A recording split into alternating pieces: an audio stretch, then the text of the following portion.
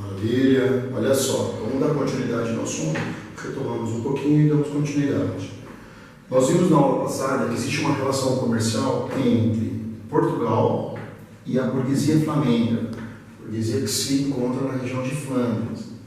Nós sabemos que, no início do processo colonizador, coube aos flamengos o financiamento da produção açucareira na colônia portuguesa, mas os flamengos também tiveram o direito de transportar o açúcar produzido na colônia portuguesa para a região de Flandres, principalmente para Amsterdã, onde esse açúcar era refinado e distribuído no mercado europeu. Ou seja, coube a Portugal, no processo de colonização, a produção do açúcar da colônia no Brasil. Mas grande parte, não sua totalidade, grande parte do açúcar produzido na colônia portuguesa, financiado pelos flamengos, é transportado pelos flamengos, é refinado pelos flamengos e distribuído pelo mercado europeu. Ou seja, coube à burguesia flamenga a atividade comercial, inclusive muito mais lucrativa que a própria produção do açúcar aqui no Brasil. Portanto, aqui você entende a relação comercial entre Portugal e Flandres, nessa já segunda metade do século XVI, no momento em que Portugal está introduzindo a economia açucareira no Brasil português. Legal? Quando a gente fala de uma região de Flandres, nós vamos nos lembrar do seguinte: Flandres é uma região, onde hoje você tem ali a Holanda. Essa região de Flandres, onde vivem os flamengos, ela estava sob domínio político dos Habsburgos, desde a época de Carlos V, o Habsburgo Carlos V, pai do Felipe II. Felipe II, rei da Espanha, que nós estudamos agora há pouco na União Ibérica, herdou de Carlos V, além do trono espanhol, o domínio sobre essa região. Então, os espanhóis de Felipe II, os espanhóis Habsburgos, dominam politicamente a região de Flandres. Então, é natural você entender que sempre existirá ali uma situação de tensão, uma situação de conflito entre os flamengos e os Habsburgos espanhóis, que nesse momento exercem o domínio político. Este conflito político, e por que também não econômico, uma vez que os Habsburgos, ao dominarem Flandres, impõem, por exemplo, os impostos, impõem, por exemplo, taxas, além de um conflito político e econômico, na segunda metade do século XVI, este conflito é potencializado por questões religiosas. Não nos esqueçamos que na segunda metade do século XVI, nós já temos o início do conflito entre católicos que resistem à reforma protestante iniciada por Lutero, a partir de 1517, dentro do Sacro Império Romano Germânico. A região de Flandres, onde a atividade capitalista é muito forte, não nos esqueçamos que lá temos muitos bancos, temos muitos comerciantes na área da manufatura, muitos comerciantes, muitos desses burgueses flamengos se converterão nesse momento ao protestantismo calvinista. Então, a região de Flandres passa a absorver, dentro da chamada reforma protestante, o calvinismo. Não nos esqueçamos que os Habsburgos do Felipe II são católicos. Então, a tensão política e econômica do domínio Habsburgo sobre Flandres é potencializada pela questão religiosa. Estamos iniciando aqui as chamadas guerras religiosas do século XVI, XVII, entrando até o XVIII, mas o auge é XVI do século XVII.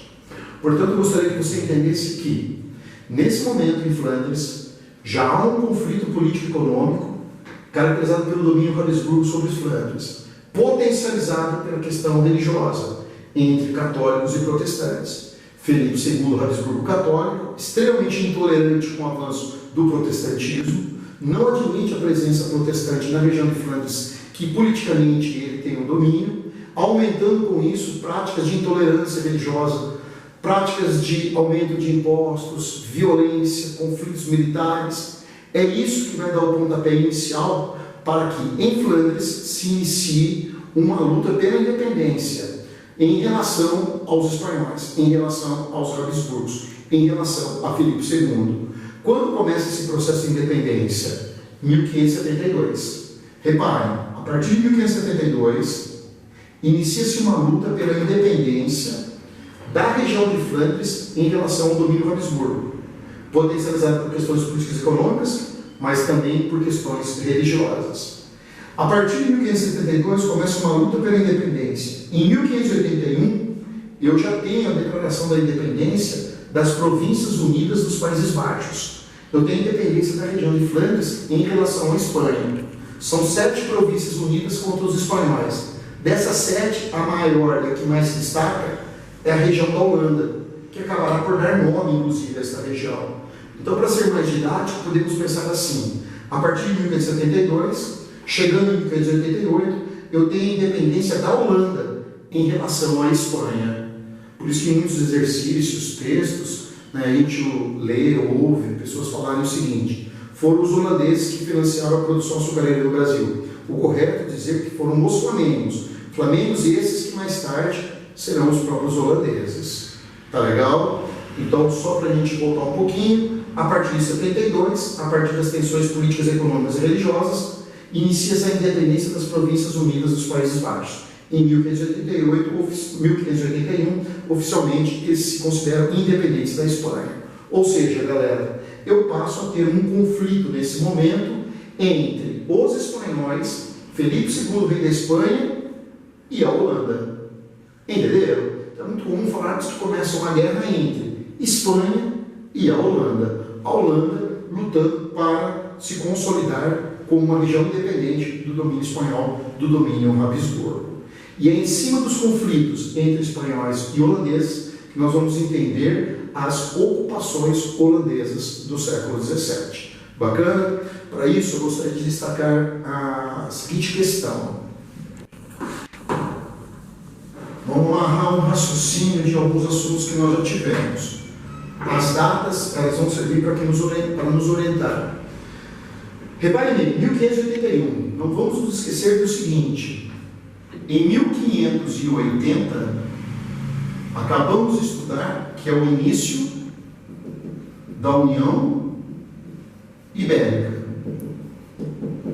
Esta União Ibérica, acabamos de ver que a monarquia portuguesa tem como rei agora um rei espanhol, Felipe II, iniciando o predomínio Habsburgo também em Portugal.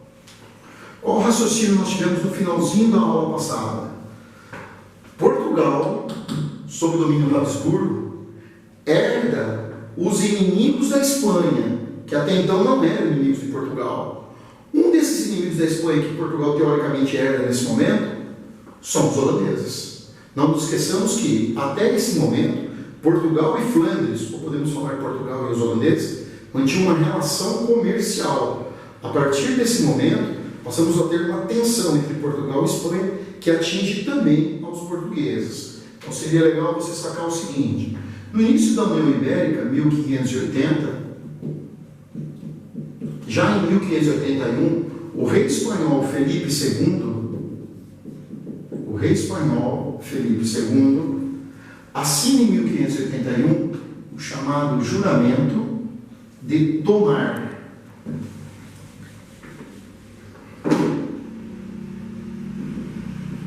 Juramento de Tomar. Pelo Juramento de Tomar, em 1581, Felipe II, rei da Espanha, mas agora rei de Portugal, compromete-se a não misturar interesses portugueses e espanhóis e a tratar o reino português como um reino independente e não um reino sob domínio espanhol. Mas será que Felipe II vai cumprir isso? Nós vamos ver que na sequência não. Em muitos momentos misturaram sim os interesses portugueses e espanhóis. E na verdade Portugal se envolve com os problemas que a Espanha tinha dentro do continente europeu. Ou seja, Portugal absorveu os problemas espanhóis, absorveu os problemas dos Habsburgos do ponto de vista geopolítico. Destaque para o seguinte: nós acabamos de ver que a partir de 1572, as Províncias Unidas dos Países Baixos iniciam uma guerra contra o domínio espanhol. Em 1581, declara-se a independência das Províncias Unidas dos Países Baixos, a independência das Províncias Unidas do Sul. a independência da Holanda. Portanto, passando a ter aqui um conflito com a Espanha de Felipe II. Só que a Espanha do Felipe II, a partir de 1580, também tem um domínio sobre Portugal. Se a Espanha tem um domínio sobre o Estado português, essa Espanha do Felipe II tem um domínio sobre as colônias portuguesas, no continente americano, as feitorias africanas e as feitorias asiáticas. O Felipe II, em conflito com os holandeses, resolve estabelecer uma proibição. Vai proibir, vai estabelecer um embargo econômico ao comércio do açúcar.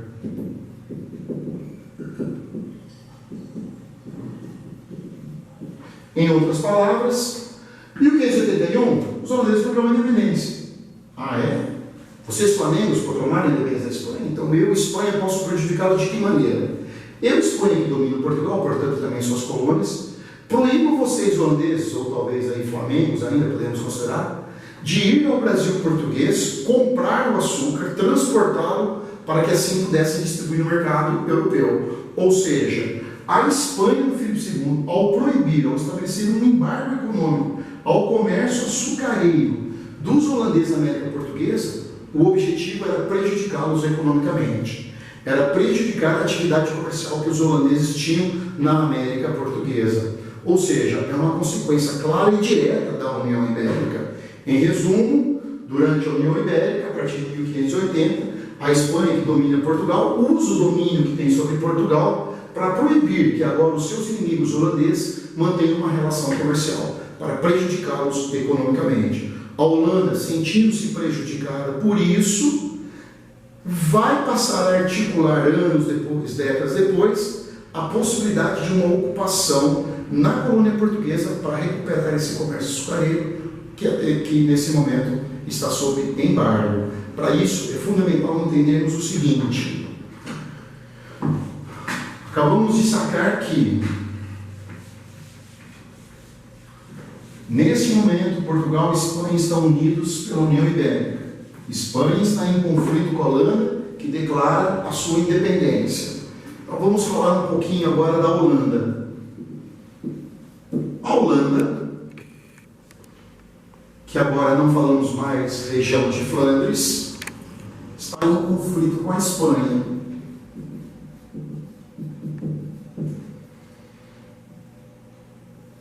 Devido ao processo de independência. Neste conflito, que vai se estender por anos, vai se estender por décadas, na verdade se estende por quase um século, na Holanda passa a estabelecer uma política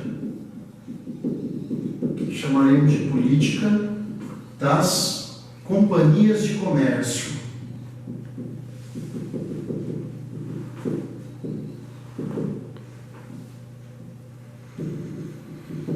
Eu sempre peço para vocês prestarem atenção no seguinte: a Holanda, talvez como país, seja novo. Como região, não. Flandres existe há muitos anos, há muitos séculos, é uma região economicamente muito forte. Por isso, a burguesia flamenga, agora chamada burguesia holandesa, ela tem uma forte capacidade política e econômica de se articular. E ela vai se articular através das chamadas companhias de comércio.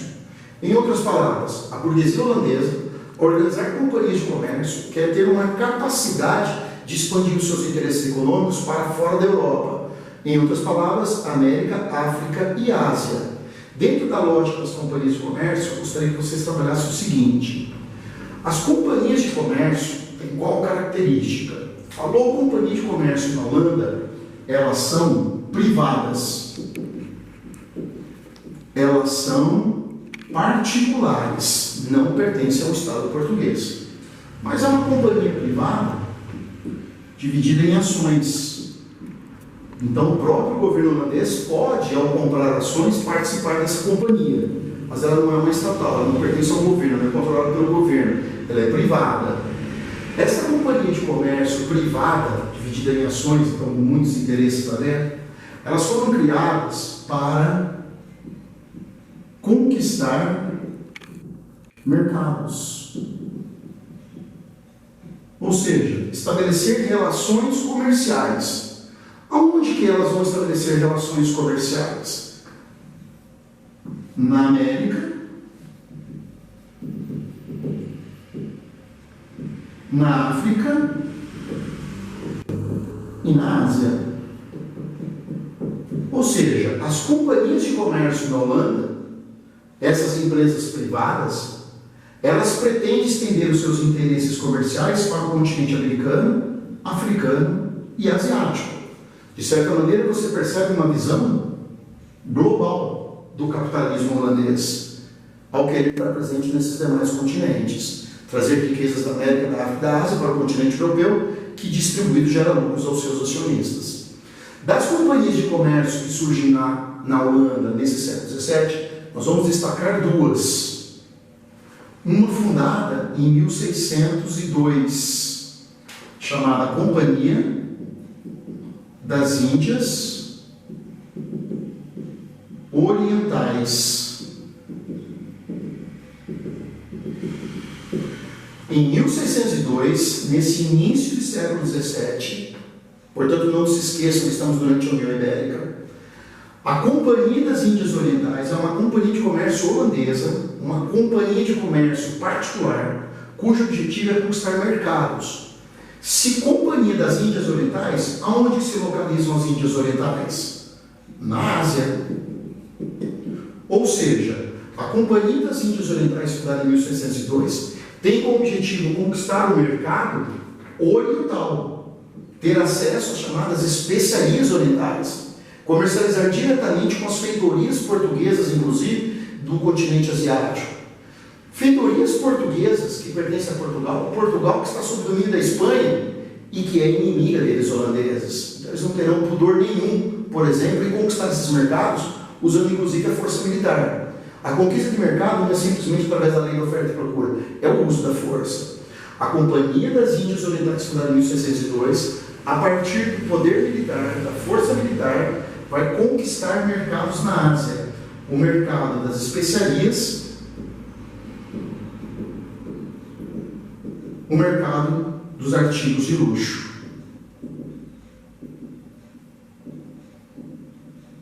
Inclusive comercializando diretamente com áreas que até então haviam um predomínio português. E muitas dessas conquistas, elas são a força, elas são militares.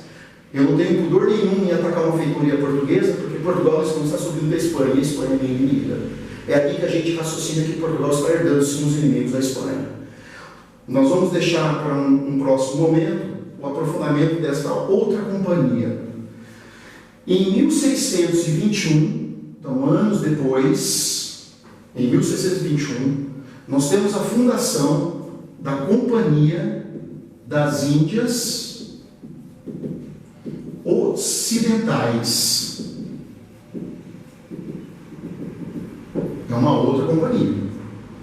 A sigla é WIC, Companhia das Índias do Oeste.